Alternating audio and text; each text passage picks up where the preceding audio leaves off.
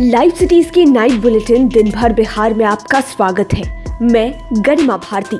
सबसे पहले आज की सुर्खियों पर एक नजर।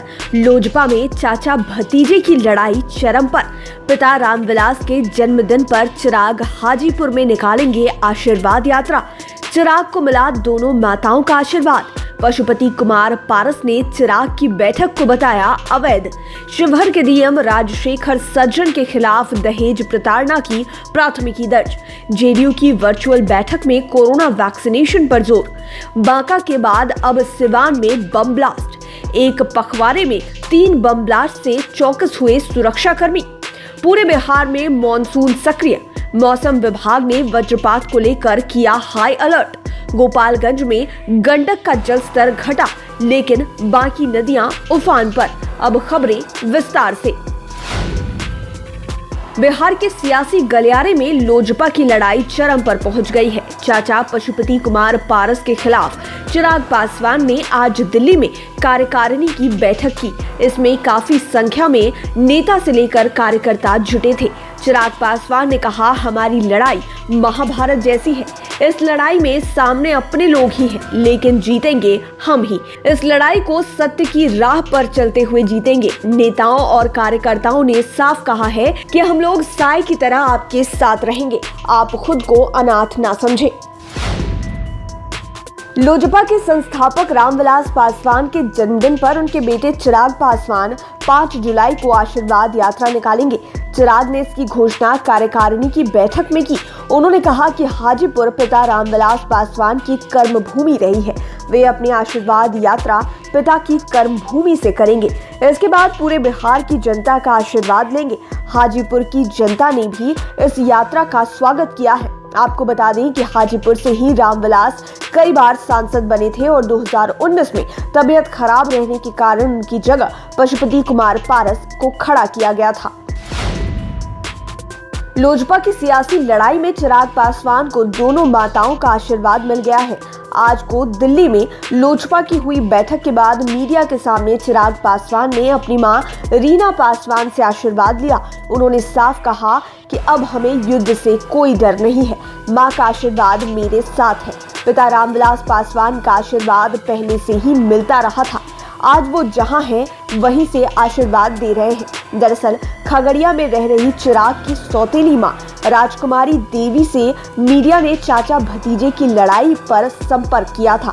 तब राजकुमारी देवी ने कहा था कि चिराग बबुआ के साथ पारस बाबू ने काफी गलत काम किया है। उन्हें ऐसा नहीं करना चाहिए। पारस बाबू आज जो कुछ है वह साहब रामविलास पासवान की बदौलत है। चिराग पासवान की ओर से आयोजित बैठक को लेकर पशुपति पारस ने उनके खिलाफ जमकर भड़ास निकाली है। उन्होंने चिराग पर प्रेशर पॉलिटिक्स करने का आरोप लगाया है। उन्होंने कहा कि चिराग को बैठक करने का कोई अधिकार नहीं है। उनकी बैठक पूरी तरह से अवैध है। प्रेशर पॉलिटिक्स की वजह से कुछ लोग चिराग की बैठक में शामिल हो गए हैं। वैसे लोगों को चिन्हित कर कार्रवाई की जाएगी। पशुपति कुमार पारस ने सौरभ पांडे पर भी कई तरह के आरोप लगाए और बैठक में जुटी भीड़ को भाड़े की भीड़ कहा। पारस ने दिवंगत रामविलास पासवान की जयंती पर पटना में बड़ा कार्यक्रम करने की घोषणा की है। बिहार में आम तो आम, अब खास भी दहेज प्रताड़ना की चपेट में आने लगे हैं। ऐसा ही एक सनसनीखेज मामला सामने आया है। इससे प्रशासनिक महकमा सख्ते में है। शिवहर के डीएम राजशेखर सज्जन के खिलाफ मुजफ्फरपुर में दहेज प्रताड़ना का मुकदमा दर्ज किया गया है। उनकी पत्नी GSS सितारा ने दहेज के लिए प्रताड़ित करने का आरोप लगाते हुए केस दर्ज कराया है। यह मामला नगर थाना के सिकंदरपुर OP में दर्ज किया गया है। उन्होंने अपने पति पर कई गंभीर आरोप लगाए हैं। दूसरी ओर शिवहर के डीएम ने पत्नी के आरोपों को बेबुनियाद बताया है तथा कहा कि उसकी पत्नी अपनी मां के बहकावे में आकर अनाप शनाप आरोप लगा रही है। उसने आज तक अपनी पत्नी से 1 रुपए भी नहीं मांगे हैं। जेडीयू की वर्चुअल बैठक में कोरोना वैक्सीनेशन पर जोर दिया गया। इसके साथ ही संगठन की मजबूती की बातें भी कही गई। जेडीयू के राष्ट्रीय अध्यक्ष RCP सिंह ने कहा कि वैसे बूथ अध्यक्ष जो कोरोना जागरूकता और वैक्सीनेशन अभियान में बढ़िया काम करेंगे, पार्टी उन्हें सम्मानित करेगी। जब देश के प्रधानमंत्री, राष्ट्रपति और बिहार के मुख्यमंत्री नीतीश कुमार समेत हम जैसे लोगों ने वैक्सीन ले ली है, तो फिर आम लोगों को डरने की जरूरत नहीं है। इस अभियान को सफल बनाने में जेडीयू नेता अपनी महत्वपूर्ण भूमिका निभाए। इस वर्चुअल बैठक में 1000 से ज्यादा नेता शामिल हुए। इस मौके पर प्रदेश अध्यक्ष उमेश कुशवाहा भी कार्यालय में मौजूद रहे। बांका के बाद अब सिवान में हुआ बम ब्लास्ट। हुसैनगंज थाना क्षेत्र के जुड़कन गांव में मस्जिद के पीछे बम ब्लास्ट की घटना में सनसनी मच गई। इस घटना में पिता पुत्र गंभीर रूप से घायल हो गए। आनन फानन में लोगों ने घायल पिता पुत्र को इलाज के लिए सदर अस्पताल में भर्ती कराया।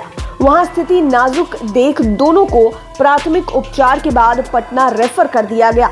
घायलों की पहचान जुड़कन निवासी विनोद मांझी और उसके 3 वर्षीय पुत्र सत्यम कुमार के रूप में की गई है।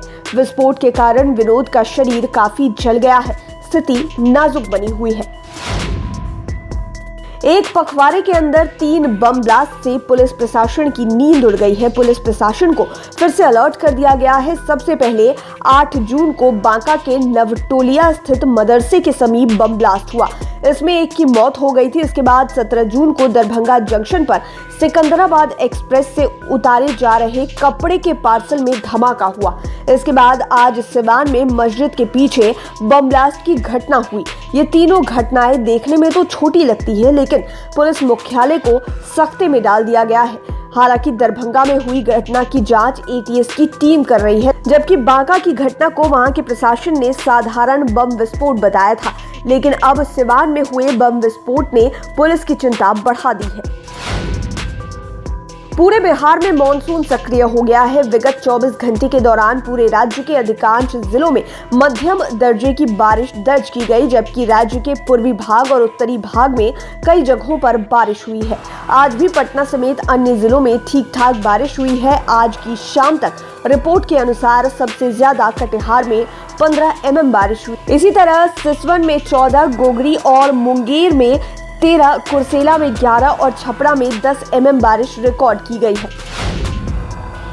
मौसम विभाग ने राज्य में वज्रपात को लेकर 24 घंटे का अलर्ट जारी कर दिया है। मौसम विभाग के अनुसार अगले 24 घंटे में मेघ गर्जन एवं वज्रपात का अलर्ट है। साथ ही राज्य के उत्तर पश्चिम और पूर्वी भाग में 1 से 2 जगहों पर भारी बारिश का अलर्ट है। इसके अलावा राज्य के अन्य स्थानों पर हल्के से मध्यम दर्जे की बारिश की संभावना है। वज्रपात से सूबे के लोगों को आगाह किया गया है कि सुरक्षा को लेकर वे पूरी तरह से चौकस रहे।